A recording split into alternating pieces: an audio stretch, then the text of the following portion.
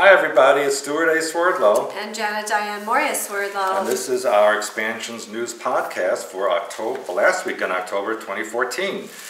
You know, I have to tell them about what's going on. What is going on? That's what I want to know. Well, you know, Janet was away for a week. I'm not sure exactly where she went, but she's been sneezing, and I think maybe there could be Ebola. And so, yeah, and so I'm wearing my Ebola costume. It's not for Halloween. It's actually protection against Ebola. Me specifically. And Janet is specifically because she's been coughing, sneezing. I don't know where you've been, what you've touched, you know. So I noticed how you got a nice plastic wrap to go with your outfit and mine. I wanted to match. Yeah, they have an Ebola color-coordinated hazmat suits. Yeah. And this is one of them. Maybe we should start selling those on our site. Yes. Yeah. We could have rainbow-colored or chakra-colored Ebola stuff. Yeah, but can you please turn that way? This way? That could be because you never know.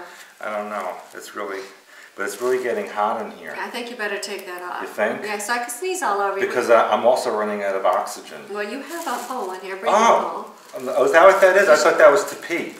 No, that goes lower. Okay. You should never have a plastic thing on your head. You can at least wrap it around you, because... Woo! I'm getting the vapors. All right, I guess we gotta... Because there's some serious news. There is? Yeah, but you know, really don't breathe on me. Because you really were sneezing. Anyway.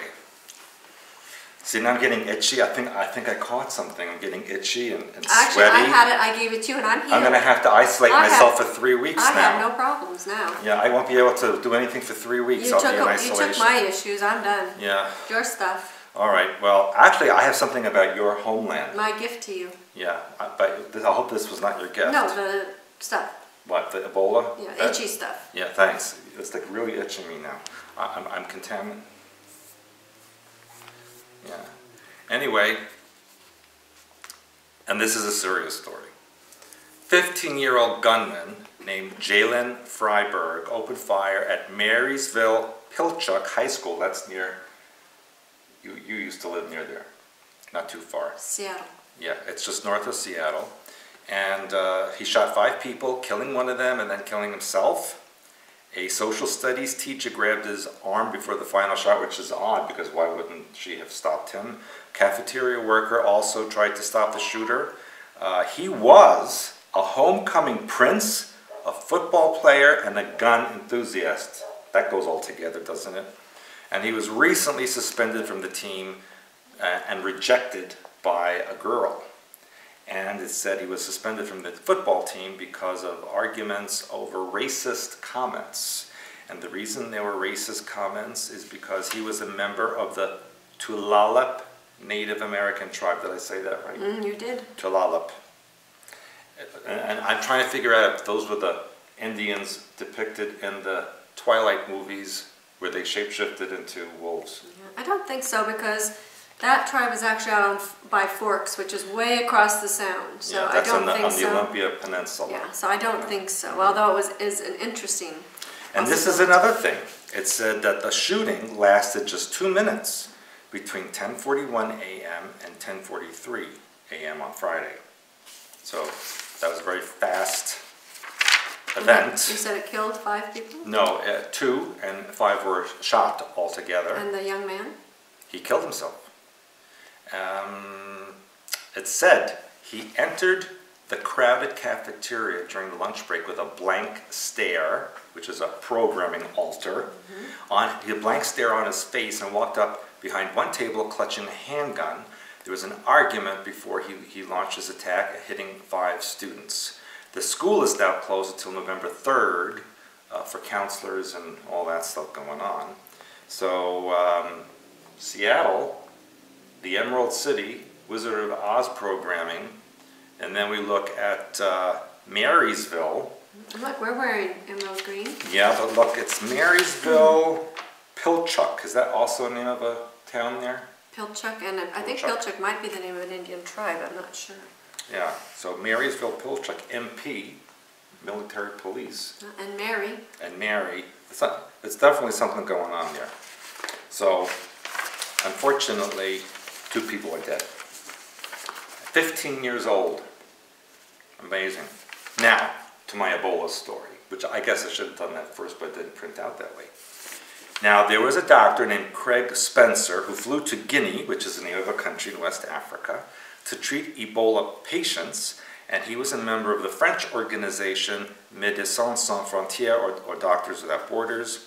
We know people who belong to them. Yeah, I used to actually, when I worked in Australia, there was a Belgian, or she was Swiss, anyway, she worked with them in Africa also. And she was raped, there. And a Canadian that we know also does that. And he went to the US on Brussels Airline, because Brussels Airline is the only one that flies from Europe to West Africa, significantly.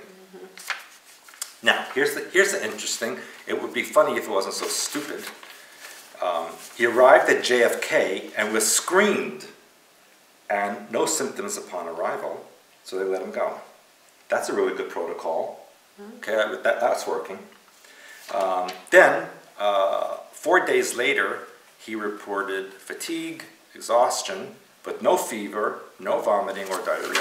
Well, when you fly on the plane, you do get tired. Yeah. Especially that length. You know, and then he went to visit a meatball shop. He walked on the High Line, you know, that raised walkway in New York. He took a train. He went to Riverside Drive jogging. Then he went to pick up groceries and a box he took to his apartment. He went bowling.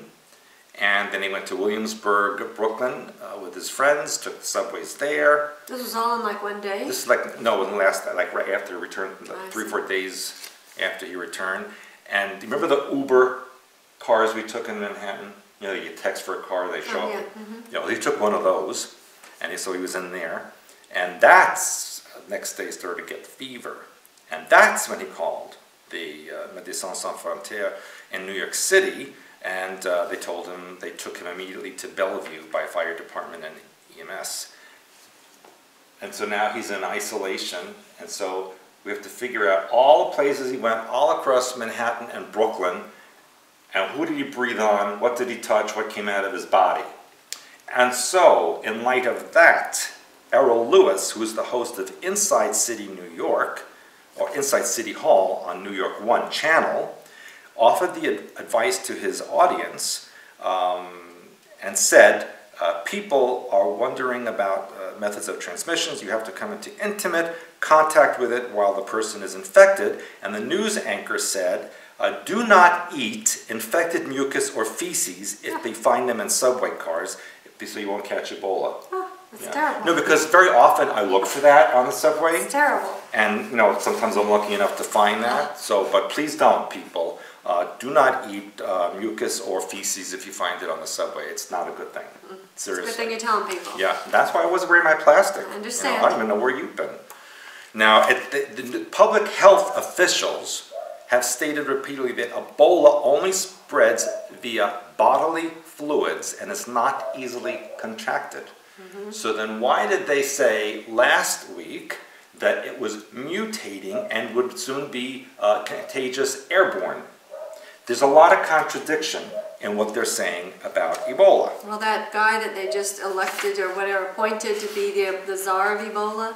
Yeah, the remember, czar. He's marketing.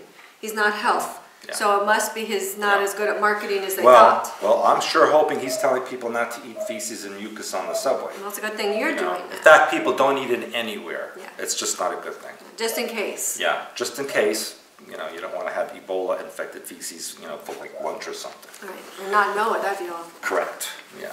Now, another sad story, but one that is involving end times programming and triggering.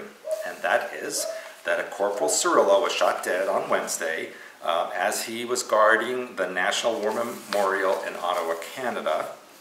His killer is Michael Zahaf Bibo, and they have revealed, of course there were stories about this shooter, that they said he was a terrorist, he had connections to the Middle East, and all this stuff. And then it says here that they have the police have revealed there is currently no evidence the young man had terrorist ties, though he does have a long history of drug abuse and drug addiction. Of course, as I mentioned, the other stations said that he had connections to rebel fighters in Syria and Libya. But now, get this. He went from a Catholic school, private Catholic school, to criminal drug addict and Muslim convert. Now, to me, they're all the same thing, okay? And what length of time? 2 years. That's like. And why did it 2 happen? years. It's all his mother's fault. You know why is it his mother? Because if someone think it's your mother, it says right here, Michael Zahav Bibo's mother, Susan, admitted she had an affair when she divorced her Libyan husband in 1999, and in just 2 years after that, he was arrested, the son, for many criminal offenses. And he fell into a life of petty crime, crack addiction, and became radicalized after converting from Catholicism to Islam. Like, okay, Catholicism isn't radical and mind-controlling enough. You have to become Muslim after that. No, but that's Seriously. because Catholicism is some mind controlling. It's the same thing, people. But the thing is, for him to go from one to another like that is just. But wait, maybe it's all made up. It gets more interesting. Because Susan Bibo, his mother, is one of Canada's top immigration officials. So why She's a top immigration official that was married to a Libyan who was fighting with rebels, okay? They have trouble letting me in Canada, but she's an immigration official and her son killed someone, okay? Canada, something wrong with you, seriously. She has admitted that she has not seen her son for the past 5 years, and he became increasingly radicalized and drifted across Canada, his only mark on society being his growing list of crimes. Well, you could also add that to the politicians in Canada. Now, he in his year 2000 yearbook, in his school, École Secondaire Saint-Maxime in Laval, Quebec, which, you know, I used to live right next door to Laval, Quebec, in Roxborough, Quebec. I don't know, you should admit that right now. Well, I didn't go Catholic school. And in his book, it said, he will go far in life, and he is a sociable and intelligent guy. So what happened? Okay? I mean, they say that about me too. Now, his father, his Libyan father, is described as a businessman who appears to have fought in Libya in 2011 for the rebels. He also made numerous trips to Libya over the previous decade, the son, and joined his father on some of them. And he had the son, the murderer, traveled to Ottawa to apply for a Libyan passport because he wanted to go to the country to study Islam, but was rejected for undisclosed reasons. I can tell you the reason he was rejected, because he was supposed to stay in Canada so he could be triggered to murder this guy. Well, the thing That's is, why. this does not bode well for the mother and her high position in the Canadian Oh, government. nothing will happen to her. You'll see. Now, his Canadian passport was seized, but he was not among the dozens of Islamic radicals being watched by the Canadian intelligence. Why? Because his mother said, oh, leave him alone. That's why. Now, you know what his mother said? Listen to what she said. If I'm crying, it's for the people killed and hurt, not for my son. So, look at that statement. If I'm crying. That doesn't mean she is. She says, if. Well, if you see me crying, I'm not crying about him.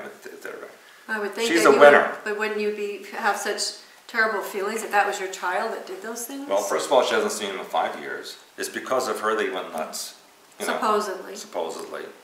And she's probably doing a lot of mean things in immigration. So, do I feel sorry for her? No. You should have compassion for everybody. I should? Well, you have tried to almost contaminate me with Ebola, and I don't have that compassion about that, though. You don't? No.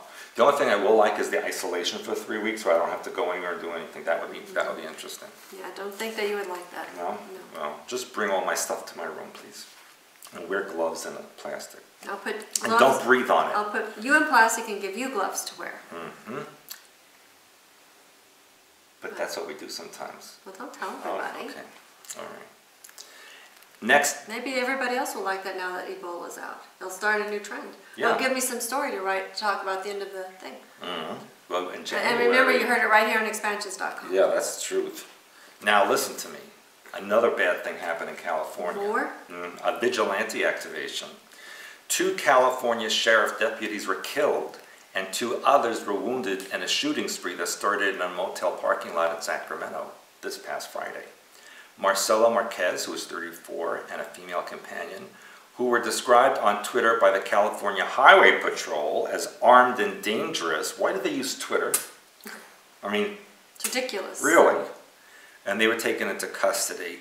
It started in the parking lot of a Motel 6. Isn't that the one that says, we'll leave the light on for you? So you could shoot the cops when they come by. It killed a deputy, identified as Danny Oliver, 47. Someone inside the car fired multiple rounds at Oliver, who was struck in the chest, and he died of his wounds. But here's the interesting thing. I have to find because my papers got mixed up because I was so scared about your breathing on it. Oh yes, the other deputy who was killed, 42-year-old Michael David Davis Jr., was a 15-year veteran with the department, and his father died 26 years to the day that he was killed. And his father was killed as a sheriff's deputy in Southern California, chasing drug dealers. So, father died 26 years later, son died same day. Can't make that up. No. But that is also vigilante programming, activate all these shootings all over. It's to take the guns away, take the guns away. That's what they're going to want. Now, what do you think about John Kerry, Secretary of State John Kerry? I try not to think about him. You don't? Because sometimes I think I can see like a little bubble over your head and there's this picture in there. No. I like to say Kerry is so very ... But now I'm thinking about his wife, Teresa Heinz. You're admitting that? Yes, Teresa Heinz Kerry, Heinz, heiress to the Heinz ketchup I think fortune. I've read that about her before. And she owns what do you call it? Well, she's a foundation where she gives money to... A philanthropic? Yeah, whatever. Foundation. Well, it turns out that her foundation is giving money to anti-Israel radicals and anti-American snack bar at Carnegie Mellon and Pittsburgh University campuses. The restaurant is called Conflict Kitchen, which is kind of what I have when you're not here. And it boasts that it serves food only from countries with which the U.S. is in conflict. Okay, and she gives money to this... She gave them $50,000 from the Heinz Endowment in April to assist them in moving their locations. Now, this restaurant serves things like hummus and baba ganoush and all that, and they use wrappers that carry quotes from Palestinians who oppose the existence of the State of Israel. Now, her husband is trying to make peace there, and she's supporting these people who are anti-Israel and don't want it to exist. And now, here's the best part. There's more? Yeah, wait, that's good. No. A spokesman for Heinz confirmed to the Free Beacon that the organization has been funding Conflict Kitchen. It says, yes, we have been, but the opinions of Conflict Kitchen do not represent those of the Heinz Endowment. Then why the frig are you giving them money? Hey, I may not agree with the Heinz Foundation. Give me money. Give me $50,000. That's a good idea. Yeah, I need support from the Heinz Foundation. They do not agree with me, but they support Conflict Kitchen. Yeah. So we spread peace. Yeah. So Mr. peace. Kerry and your wife, Ms. Heinz Kerry. Mrs. Yeah, Kerry. I need a few grand, please. I want to move my location to. Yeah. I want to move my location to Siberia. Okay. Yeah. Now, it also, the Capital Research, and here's another thing. Got more? Yes. Capital Research, which is an organization which tracks foundations, stated on its website, Mrs. Kerry has funneled millions of dollars to radical left-wing environmentalists. She needs to pour some ketchup on herself. Well, she needs to pour millions into peacekeeping The restaurant's website says, Conflict Kitchen is a restaurant that only serves cuisine from countries with which the United States is in conflict, and it notes that it has served food from Afghanistan, North Korea, Cuba, Iran, and Venezuela. But they should have like an advertisement. It's instead of paying, you can work in a labor camp. You don't have to pay us for just working in a labor camp. It's just too bizarre. You can't make this up. Cannot make it up, I agree. No. You see, and that's probably why John Kerry always looks like he has to go to the bathroom. He does? Yeah, always like, Is that what it looks like? yeah, he always looks like, hurry up, I gotta go. Yeah. And it's probably because his wife is bugging him. She's probably like, John, I want to give money to some terrorist organization. Which one should I pick? And he gets like really flustered. Well, he might not know which one to pick. We don't know those things. I'll tell you, me. Pick me. Well, we're not the terrorist organization. No, but I'm against all the things he's doing. So, anyway, did you know that there could have been a Russian sub in Swedish waters? Well, that wouldn't surprise me. Russia No. goes everywhere. No, they're probably looking for good moose meat or something like that. But No, reindeer meat. whatever. But Sweden's Navy has called off its week-long operation in the archipelago off of Stockholm after finding no trace of the Russian sub, which the military specialists said maybe it wasn't even there. So who said it was there to start But with? there was eyewitnesses. And it says, our assessment is that in the inner archipelago, there was a plausible foreign underwater operation, says Admiral Anders Grenstad, but we believe that what has violated Swedish waters has left. It's violated my waters. Well, maybe it's alien stuff. There's something long and hard that's violated my waters. Maybe it's alien stuff. I'm telling you, you can't make this up. And you know how embarrassed, because I have family in Sweden. Yeah. I'm so embarrassed, seriously. That's why And you Sweden... have family in Russia. I do. So look, I'm in conflict with myself. I should have a conflict kitchen. We should have, no, not the kitchen. We just want the conflict, what do they call it? I could invade myself. Like an endowment or something. I could use the money. I was just for self-invasion. Invasion. You know, I can't speak English anymore. I don't know. It said that they don't think it was a big conventional submarine, but maybe a craft of a lesser type, whatever that means. I think it's an alien thing from underwater. Well, it says the public reported 250 sightings during Really? the week, and the Navy took 5 of them seriously. Oh, people. It's really hilarious, you know. And it said for 7 days, Sweden's Navy crisscrossed a vast expanse of water with 30,000 islands. We were in those islands, remember? Yeah. And what specialists likened to a search for needle in a haystack. Well, you know, they have those things they can fly over and they can use radar. They can find I mean, what's I'm down sure they knew what was there. They just didn't want to capture it. Now, Russia, the defense ministry, denied that one of its vessels was in Swedish waters and called the Swedish operation a tragic comedy. That's true. And it truly is. And for more than a decade, the Navy conducted frequent searches of Swedish waters, sometimes dropping depth charges on suspect objects, but no Russian submarine was ever identified. Now, a conspiracy theory that the submarine scare was manufactured to strengthen the Navy's case for greater finance was widely discussed on social media. You know, Sweden now has a new prime minister. They're looking for more defense. The Navy, the military's been cut. So maybe they're saying that this is why this happened. And it is a possibility. Speaking of warlike things, did you know that the Germans in World War II were right off the coast of the U.S.? Yeah. You did know that? I didn't know that. On the East Coast, right? Yes. Yeah. But how close do you think they were? Really close. How do you know that? Were you... History. They never taught that in school. No, but we went to the museums on Long Island. We saw Yeah, that but stuff that's there. not taught in school because the wreck of a German U-boat was found only 30 miles from North Carolina. That's pretty close. Yeah, I didn't realize down that far south. Yeah, and the German submarine attacked a convoy of merchant ships that were en route to Florida, and it sank several of them, and then it was itself destroyed. And this is a quote from the NOAA, or the National Organization of Atmospheric, whatever it is, you know. Yeah, I know it. Yeah, and it says, most people associate the Battle of the Atlantic with the cold, icy waters of the North Atlantic, but few people realize, except for Janet, how close the war actually came to America's shores. Now here's the best part of this story.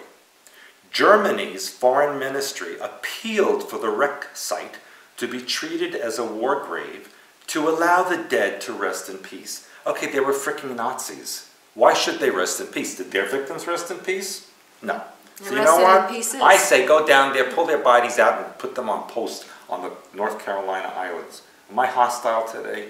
I'm pretending. You know why? Because I had such oxygen deprivation from my Ebola suit that it's affected everything. Or maybe I'm getting delirious from the disease that you're breathing on me. I sneezed on you. Yeah.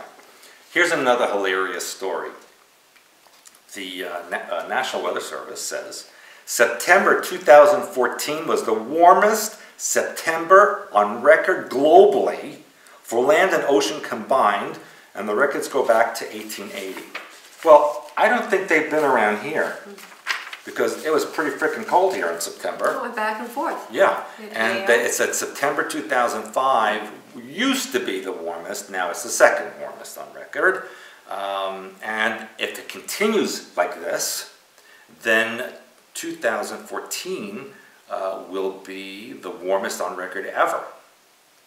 Okay, are they measuring the temperatures inside of lit fireplaces? That's what I want to know. Because if they were around here, they would know it's not so warm. Oh, we had ice storms. We had ice, we had snow flurries. Cover the whole ground. We might have snow on Halloween. Yeah.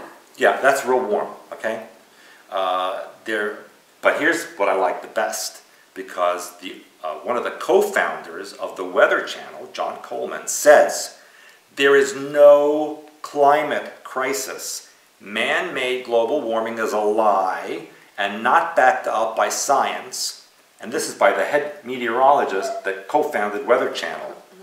He's 80 years old now, and he claims the oceans are not rising. What little evidence there is points to natural weather cycles, he said. And he said claims that the belief humans are causing climate change is not backed up by science. Climate change, he says, has been proven to be a lie. And he wrote an open letter to a letter attacking the UN. Wow. Good. Maybe this guy's not going to live there. That's what I was about to say. That little evidence there is for global warming points to natural cycles and temperature. There is no climate crisis, he wrote. The ocean is not rising significantly. The polar ice is increasing, not melting away. That's what I said, hello. Yeah. And polar bears are increasing in number. And we saw that. Yeah, so he's saying all these things that we said. Scientists. I know. Heat waves have actually diminished, not increased. There is not an uptick in the number of strength of storms. And then he said, I have studied this topic seriously for years. It has become a political and environmental agenda, but the science is not valid. Good for him. God bless you, John Coleman. Good for him, but he'll probably be dead soon.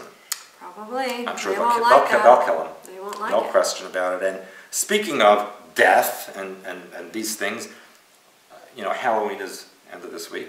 It's filled this year with triggers galore, all these shootings, everything that you're seeing. Why celebrate? Here's what I say. Why celebrate a day that's about death, sugar comas, candy, and demons? Why? Well, they're trying to help perpetuate the New World religion. I know what's interesting is they have decorated, even around here, more than I've ever seen them decorate before. That's just ridiculous. Graveyards and blood and guts and gore and spiders and spider webs. And to me, those are all kinds of triggering. Of course, it's awful. It's awful. Yes. How much you want to bet there's going to be like people dressed up like an Ebola virus? Well, you could wear the suit. I'm going to go around the neighborhood like that. Yeah. I am. But we don't want their candy. No, I'm going to ask for money. That's good. Yeah, maybe Miss Hines lives around here. And if they don't, you could sneeze on them. I will. Yeah, give me trick or treat. Trick or sneeze. No, sneeze or treat. Sneeze or treat. That's it. That's a new one, folks. You heard it from me. I invented it. Okay. So you have anything else to say?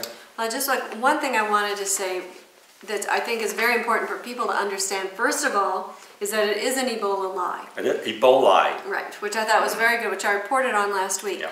And when you study frequency, one of the things that is really important for you to understand is that if there is such a thing as this man-made virus running around out there, it vibrates at an extremely low frequency. So as you increase your mind pattern, you elevate it and you uplift it.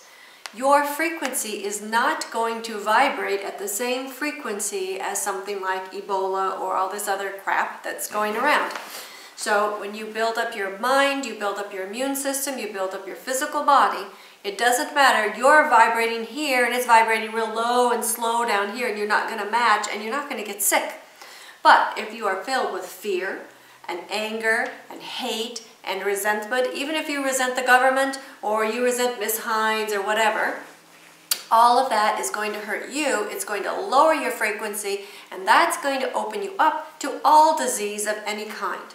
Not just Ebola, but everything.